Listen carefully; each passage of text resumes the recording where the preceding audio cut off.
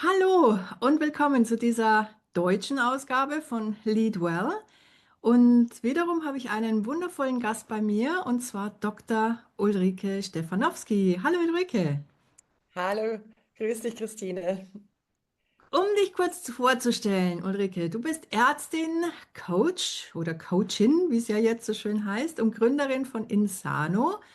Und das ist ein Institut für mentales Wohlbefinden und Stresskompetenz. Und bei dir, was so interessant ist, du verbindest dieses medizinische Basiswissen, das du natürlich über dein Studium bekommen hast, mit modernen Methoden der Selbstregulation. Du hast dich sehr stark auch mit Neurosystemen, mit den Nervensystemen beschäftigt und möchtest gerne Menschen besseren Schlaf, mehr Ruhe und stabile Energie schenken oder ihnen dazu verhelfen. Und deswegen ist das erste Thema, über das wir hier sprechen, der Schlaf, weil ich finde es so interessant, dass etwas, was so zentral in unserem Leben ist, so wenig Aufmerksamkeit bekommen hat. Also ich weiß, als ich angefangen habe zu arbeiten, gerade auch als ich gearbeitet habe in einem Umfeld von früheren Unternehmensberatern, da war Schlaf fast schon verpönt. Da war derjenige der King, der die Nacht durchgearbeitet hat oder der eben geschrieben hat, ich habe bis in dann früh um 4 meine Präsentation gemacht und dann habe ich schnell eine Stunde geschlafen und dann war ich beim Kunden. Und ich habe mir immer schon gedacht, irgendwie ist es nicht so das, was ich nachvollziehen kann, weil ich brauche meinen Schlaf. Also es ist, auch wenn ich ein sehr ungewöhnliches einen ungewöhnlichen Schlafrhythmus habe, aber ich brauche meine, ja, ungefähr 6,5 Stunden mindestens bis zu 8 Stunden Schlaf. Und ich habe auch gemerkt, ich kann das nicht nachholen. Also wenn ich einige Tage zu wenig geschlafen habe, es dauert ewig, bis mein Körper sich davon erholt. Und ich glaube, das ist so ein Mythos. Und da würde ich gerne deine Meinung dazu hören, dass man Schlaf nachholen kann. Dass ich also meinetwegen meine 5 Tage in der Woche, da schlafe ich nur, was weiß ich, 4, 5 Stunden. Und dann habe ich ja das Wochenende, wo ich das nachholen kann. Was sagst du dazu? Ja, also wissenschaftlich gesehen gibt es da tatsächlich Daten. Man sagt, man kann Schlaf nachholen, aber, großes Aber, bis zu 2 Nächte. Mhm. Deswegen glaube ich, ist da ganz genau, du bist ja auch ein sehr Gefühlsmensch, dass dein Gefühl dich absolut nicht trügt. Wie gesagt, 2, vielleicht 3 Nächte kommt natürlich immer auch darauf an, welchen Schlafmangel wir uns da aneignen, also wie wenig wir wirklich schlafen. Denn das ist auch so ein Fakt. Die meisten Menschen, wenn sie schlecht schlafen, sagen, ich habe kein Auge zugetan. Und da muss man sagen, das stimmt in aller Regel nicht. Also es sei denn, man war wirklich komplett wach, ne? Aber dann wusste man es auch. Wenn man sich also ins Bett legt, ein paar Stunden schläft oder eben immer wieder, auch wenn es schlecht ist, auch wenn man in der Früh das Gefühl hat, man ist gerädert und hat eben gar nicht geschlafen, so hat man in aller Regel so 1 bis 2, vielleicht sogar 3 Schlafphasen dennoch gehabt. Und gerade in den ersten 2 Schlafphasen findet der Tiefschlaf statt, der ja einer der wichtigsten Reparaturmechanismen ist, sodass man eben sagen muss, ja, man kann dann ein bisschen nachholen, denn man schläft, das weiß man eben, wenn man ein paar Nächte zu wenig Schlaf hatte in den darauffolgenden Nächten, deutlich länger im Tiefschlaf. Und deswegen ein bisschen nachholen, ja, aber eine ganze Woche, nein. Hm. Ja, es ist, und du hast jetzt den Tiefschlaf erwähnt. Ich finde es auch so interessant, weil es gibt ja diese, wenn man es grob nennt, mal so, eigentlich sind es zwei Schlafphasen, die wissenschaftlich ausgewiesen sind, der REM-Schlaf und der Nicht-REM-Schlaf. Und in dem Nicht-REM-Schlaf, da gibt es dann auch nochmal zwei Phasen. Ich sage nur mal kurz, REM-Schlaf ist der, wo wir unsere Augen ganz schnell bewegen, der Rapid Eye Movement Schlaf, wo wir träumen. Und der Tiefschlaf, den du jetzt genannt hattest, ist eine Phase, wo eben keine schnellen Augenbewegungen stattfinden, deswegen nicht REM-Schlaf. Und da gibt es dann auch noch den leichten Schlaf. Und zwischen diesen Phasen wechseln wir immer hin und her. Und ich finde es so spannend, dass man eigentlich über den Schlaf immer noch nicht wirklich alles weiß. Und ich war total baff, weil ich es mir nie so bewusst gemacht habe, dass man den Schlaf ja früher gar nicht erforschen konnte. Also, dass die ersten Forschungen zum Schlaf ja so stattfanden, dass man Studenten neben Menschen gesetzt hat und die dann immer in der Nacht aufwachen, wecken hat lassen. Und ja, die konnten dann eigentlich nur fragen, hast du gerade geträumt? Was hast du gerade geträumt? Und das war die Schlafforschung von auch noch vor 150, 200 Jahren. Und erst als man dann mit Elektroden die Hirnströme messen konnte, konnte man dann eigentlich so anfangen zu sagen, okay, was passiert denn da? Aber so wirklich 100% weiß man ja noch nicht mal jetzt, warum wir wirklich schlafen und was da vorgeht in uns. Das finde ich total spannend.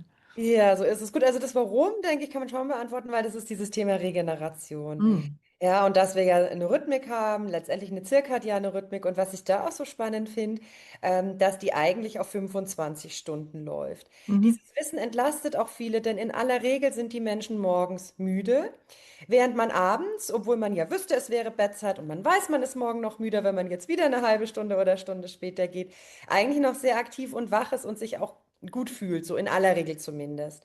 Und mm, das liegt daran, dass unsere innere Uhr auf 25 Stunden läuft. Und diese innere Uhr, das hat man rausgefunden, ist wirklich in jeder Zelle. Und die muss quasi jeden Tag neu gestellt werden, mm, eben auf die eigentlichen 24 Stunden. Und deswegen ist es auch so wichtig.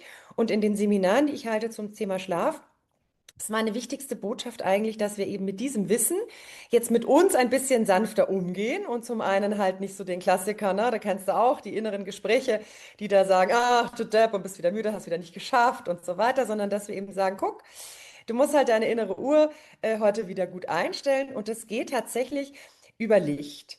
Also der beste Impuls ist Licht und zwar blauwelliges Licht. Ja, das wissen ja auch alle abends. Kein Computer.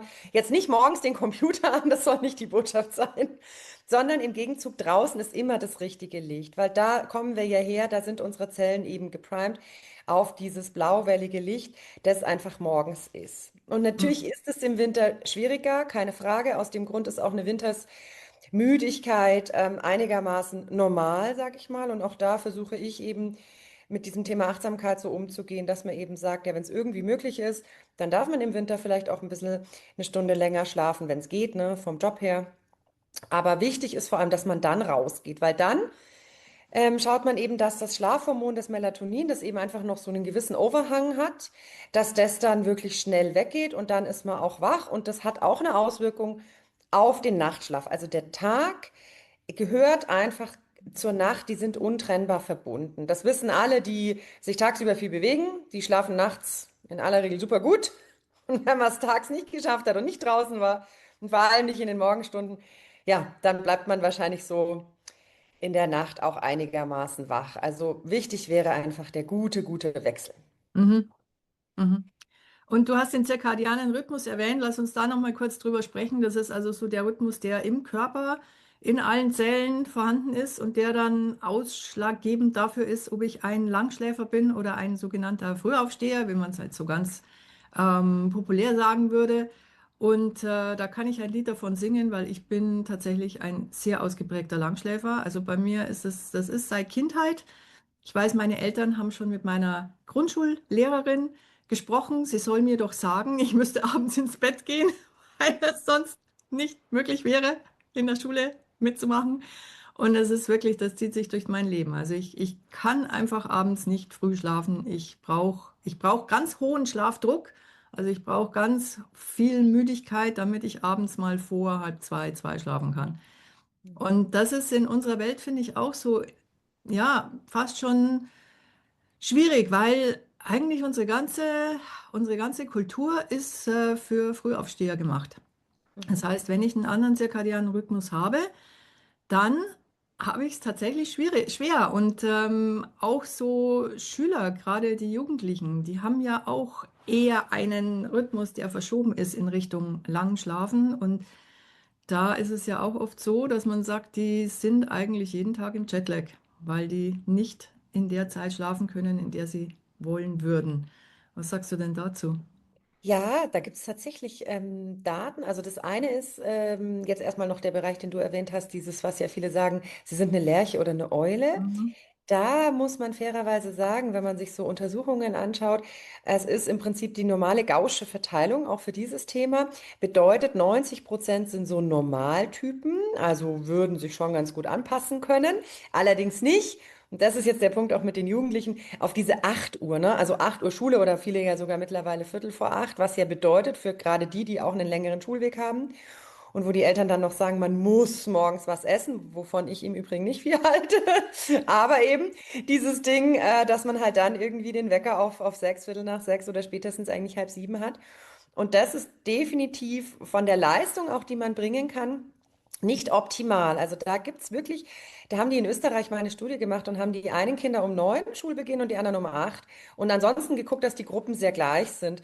Und die um 9 gestartet haben, die haben wirklich bessere Schulleistungen auch erbracht. Hm. Insofern hast du recht. Das mit dem Jetlag finde ich ein bisschen heftig ausgedrückt, aber ja, wahrscheinlich, wenn man es mal auf den Punkt bringen will.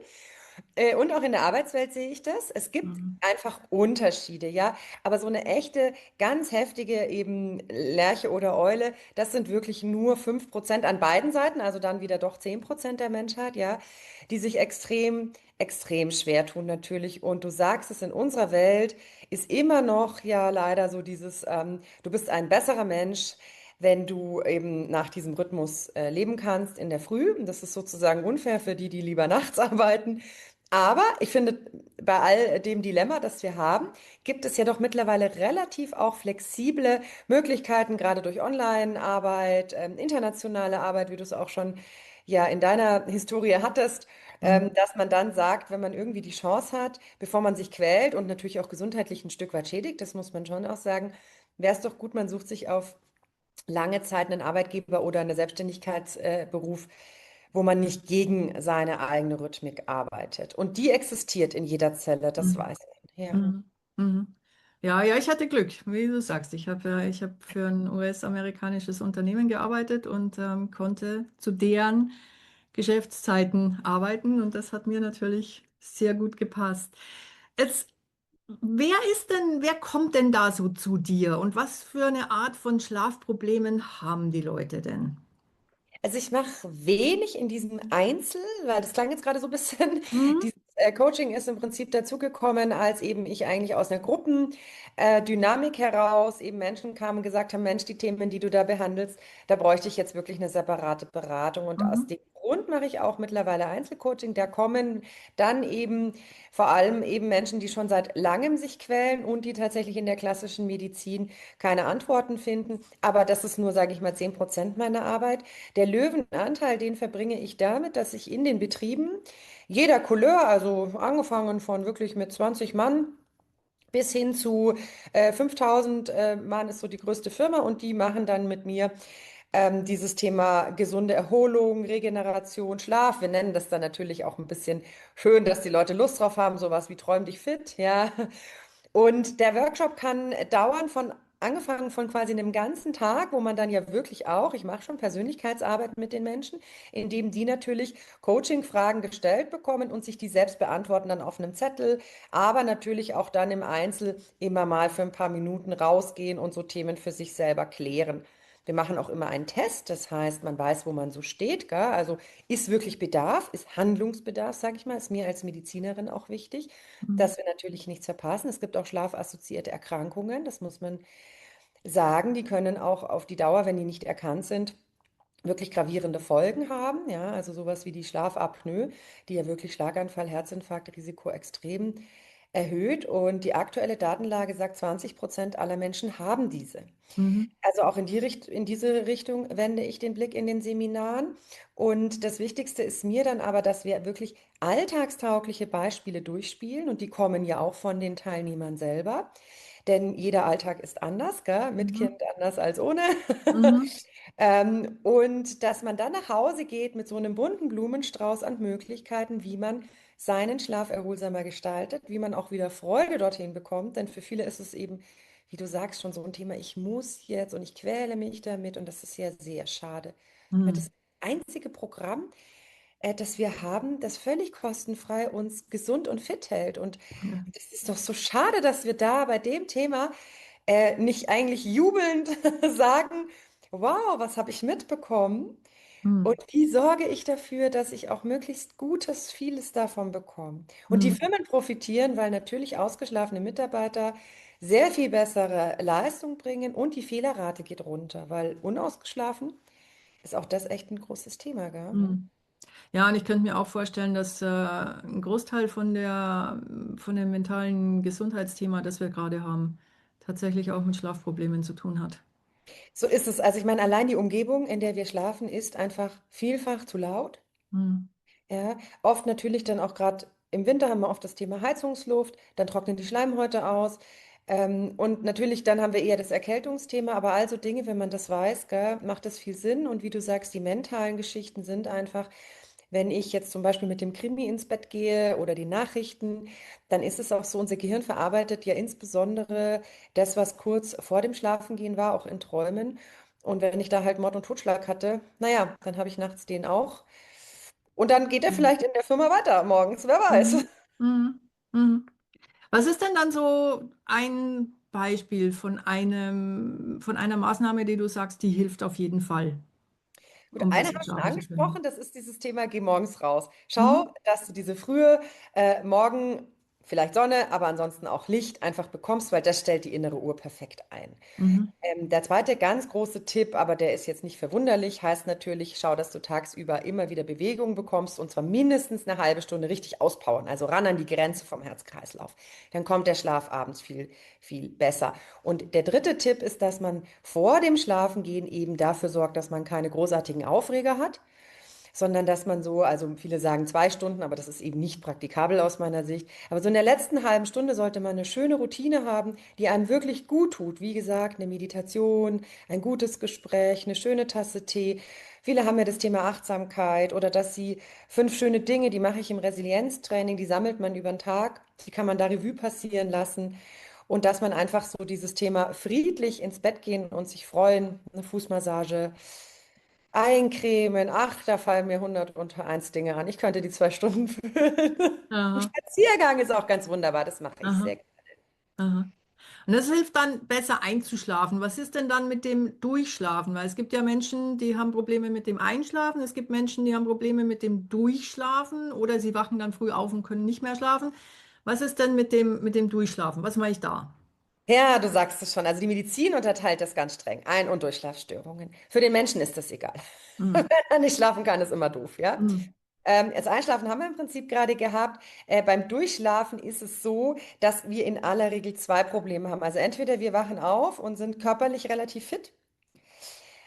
Und dann sollen wir da liegen und weiter schlafen und das klappt natürlich nicht. Für diesen Fall rate ich immer, heben Sie sich irgend so eine kleine Alltagstätigkeit auf, die man tagsüber eh selten schafft, Spülmaschine ausräumen, Wäsche zusammenlegen, irgendwie sowas, ja. Jetzt nicht Licht an und Staubsaugen, aber so Kleinigkeiten, bei Mhm. denen man müde wird und die dann einfach mal eine Stunde machen, dann ist das auch schon erledigt. Okay. Und für die anderen, das ist die größere Gruppe, die kommt ins Grübeln. Die Mhm. liegt dann da und die hat dann ein Thema und dann wird es immer größer, weil nachts werden alle Themen noch größer. Im Morgen betrachtet denkt man sich, was war da eigentlich? Und denen rate ich, das ist auch tatsächlich erwiesen, Zettel und Stift und eine ganz kleine Nachttischlampe, nicht großes Licht anmachen und dieses Thema aufschreiben. Und da ist egal, ob da ein Name steht von jemandem, der einen beschäftigt, ein Thema, das einen beschäftigt oder ganz profan die 3 Dinge, die man noch unbedingt einkaufen muss, damit es klappt mit dem Sommerfest, ja, Mhm. oder mit den Plätzchen. Weil man weiß, in dem Moment, wo man es da aufgeschrieben hat, kann man seinem Kopf sagen, da steht's auch morgen noch und jetzt muss ich es nicht mehr wälzen, jetzt darf ich schlafen. Mhm. Dann darf man natürlich noch eine Übung machen, wenn man dann da liegt. Eins, was sich erwiesenermaßen auf jeden Fall regulierend aufs Herz-Kreislauf-System auswirkt, ist halt dieses PMR, also die progressive Muskelrelaxation nach Jakobsen. Da spannt man so für 4 bis 5 Sekunden einen Körperteil an, bis er richtig zittert. Und dann entspannt man. Und im Prinzip, wenn man sich so durch den Körper durch an- und entspannt, reguliert man das Nervensystem, dass es wieder in die Ruhe kommt. Das wäre so ein ganz praktischer Tipp, wenn man da Mhm. liegt und mitten in der Nacht eben nicht mehr schlafen kann. Sorgen aufschreiben, PMR machen und dann auf die Atmung konzentrieren. Mhm. Geht beim Einschlafen aber auch, ne? Also ich Ja, unterscheide da nicht so stark. ja, ja, ja, klar. Woran liegt das denn? Hat man da eine Idee, woran das liegt, dass man gerade in der Nacht anfängt, so Probleme zu wälzen und zu grübeln? Ja, ja, das liegt an der zirkadianen Rhythmik, die letztendlich über den Stundenverlauf, zum Beispiel Cortison, das größte Stresshormon, also der Hauptstresshormon das wir kennen. Das ist nachts tatsächlich so niedrig, gerade so um 3, also klassischerweise zwischen 1 und 3. Das ist ja so die Zeit, wo man dann aufwacht. Plus man hat, wenn man jetzt zumindest 10 oder 11 ins Bett gegangen ist, auch schon zweimal seine Schlafphasen durch. Die dauern so 90 Minuten. Mhm. Sprich, die tiefsten Tiefschlafphasen hat man schon durchgearbeitet. Und dann sagt der Körper so, ja, jetzt bin ich wach, kurz wach geworden und bemerke in meinem Kopf ein Problem. Und dann ist auch noch das Stresshormon so, dass ja, man da andockt. Und das ist das, weshalb man dann oft erst so um 4 oder so wieder einschläft. Und dann klingelt der Wecker nach 2 Stunden und man ist sehr gerädert, weil man quasi nur 3, 4 Schlafphasen hatte. Und so eine Nacht hat eigentlich ja normalerweise eher 5, vielleicht 6 Schlafphasen. Mhm. Mhm. Okay, also Notizzettel neben das Bett, Stift und Papier. Wobei ich herausgefunden habe in der Arbeit, die ich mache, dass unser Kopf, der ist ziemlich einfach gestrickt. Der ist zwar sehr, sehr komplex, aber sehr einfach gestrickt. Das heißt, wenn es mir auch nur auf die Hand schreibe, dann denkt mein Kopf schon, ich habe es notiert. Also insofern, wenn mal kein Papier und Stift da ist, dann wäre das vielleicht auch eine Methode. Gute Idee. Und diese Muskelanspannung, genau, super nach Jakobsen. Oder ich selber mache auch Hana-Somatics. Das ist auch etwas, wo man Muskel entspannt. Und das wäre auch eine Idee, das einfach dann so im Bett auch zu machen, kann man jederzeit machen. Ja, super Ideen. Was gibt es denn sonst noch, was man über Schlaf wissen muss? Was sollte man über Schlaf wissen? Also was die wenigsten wissen, ist, dass eben so eine Schlafphase um die 90 Minuten dauert. Denn viele brechen so eine Schlafphase an, indem sie auf der Couch schon mal einschlafen, weil sie dann doch müde sind, der Fernseher läuft noch. Und dann, so nach 20, 30 Minuten, schreckt man hoch, gell, rappelt Mhm. sich auf, geht ins Bett und wundert sich dann, dass man eine Stunde lang flach liegt. Mhm. Das ist eben genau das Thema. 90 Minuten sind angebrochen und man braucht sich eigentlich nicht wundern. Mit dem Wissen finde ich das einfach ganz gut. Also bitte gleich dort einschlafen, wo man auch 90 Minuten liegen kann. Das wäre der Ratschlag dann dahinter. Und ein zweiter Mythos, den ganz wenige wissen, ist, wir wachen alle nachts mehrfach auf. Mhm. Wir haben ja schon davon gesprochen, Schlafphase, also man geht über den Leichtschlaf, runter in Tiefschlaf, dann so REM und wieder Leichtschlaf. Und in dem Leichtschlaf wachen wir tatsächlich auch definitiv mehrfach in der Nacht auf. Wir wissen es nur nicht, wir erinnern es nicht. Mhm. Weil unser Gehirn muss ganz kurz sagen, bin ich immer noch korrekt hier? Ja, ist alles gut? Ist ein Fressfeind in der Nähe? Ja, 8 Dreifachverglasung hält? Ja, keine Einbrecher vorbeigekommen. Und wenn man in dem Screen vom Körper, der ganz automatisch abläuft, merkt, dass man zum Beispiel eine volle Blase hat, ja, dann geht man aufs Klo. Das haben uns die Eltern jahrelang antrainiert. Die haben sich total gefreut, bis wir es endlich geschafft haben. Und da tun sich auch dann viele, ach, jetzt musste ich wieder aufs Klo und so weiter. Und da würde ich auch sagen, Mensch, man wird eh wach. Wir sollten das genießen und sagen, schau mal, ich bin immer noch im warmen Bett. Wenn ich aufs Klo muss, so what, dann gehe ich halt. Also wenn man das dritte oder vierte Mal war, dann hat man ein Problem. Aber Mhm. ganz viele schimpfen da mit sich selbst und das würde ich gerne sein lassen. Und das finde ich auch wichtig, über den Schlaf zu wissen. Wir wachen mehrfach nachts auf und das ist überhaupt kein Problem, sondern das ist der ganz normale Schlaf. Mhm. Ja, und ich glaube, bei Schlaf ist es ähnlich so wie der Arbeit, die ich mit Tieren mache. Je mehr Erwartungshaltung da ist und je mehr ich denke, ich muss, desto weniger klappt's. Sagst du's? Ja, du sagst. Ja. Ja, was hast du denn noch als letzten Tipp für uns dabei? Also was ich aus meiner Ausbildung natürlich ganz gut kann, weil ich ja auch mit dem Bayerischen Heilbäderverband arbeite, ist die sogenannte Hydrotherapie. Es gibt tatsächlich A, Daten und B, natürlich auch Maßnahmen, wenn wir jetzt wirklich sagen, wir haben jemanden, der mit dem Schlaf ein echtes Problem hat, dem diese Kleinigkeiten nicht reichen, die wir jetzt heute besprochen haben. Dann sagt man, die Hydrotherapie ist eine ganz wichtige, überhaupt die Kneippschen, also alle 5 Säulen, ja, aber die Hydrotherapie ist halt eine, die wir selten machen. Die Ordnungstherapie, also diese Psyche, wäre natürlich auch ganz wichtig und Ernährung, Bewegung sowieso. Aber jetzt zur Hydrotherapie, das bedeutet, dass man einen Kaltwasserreiz setzt. Mhm. Entweder den Kneippschen Espresso, also ein Armbad, oder aber gleich am besten natürlich Knieguss oder wenn geht bis zur Hüfte hoch. Die ganz harten gehen dann Eisbaden. Und die Idee ist hinter diesem Kaltreiz, dass die Haut natürlich ihre Gefäße erstmal zusammenzieht durch den kalten Reiz, weil sie will ja nicht auskühlen. Das macht auch erstmal eine hohe Herzfrequenz, so ein bisschen Stress sozusagen für den Körper. Mhm. Die Gegenreaktion, die dann aber wenige Minuten später erfolgt, ist das, was schlaffördernd wirkt. Das heißt, eine kalte Dusche hat jeder zu Hause, gell? Und deswegen finde ich das so wichtig, das könnte jeder machen, dass er sagt, ich mache so kalt-warm Wechselbäder oder wie gesagt, es reicht schon, wenn man nach dem warmen Duschen einmal nochmal richtig kalt aufdreht. Zu Beginn halt mal nur das Bein hoch Irgendwann schafft man es vielleicht einen Ganzkörperreiz. Und dann aber auch dieses, wenn es zurückkommt, die Wärme genießt. Und das ist schlaffördernd. Da halte ich viel davon. Und das ist absolut umsetzbar, denn wir wissen, das reguliert das vegetative Nervensystem in Richtung Ruhe. Super. Wow.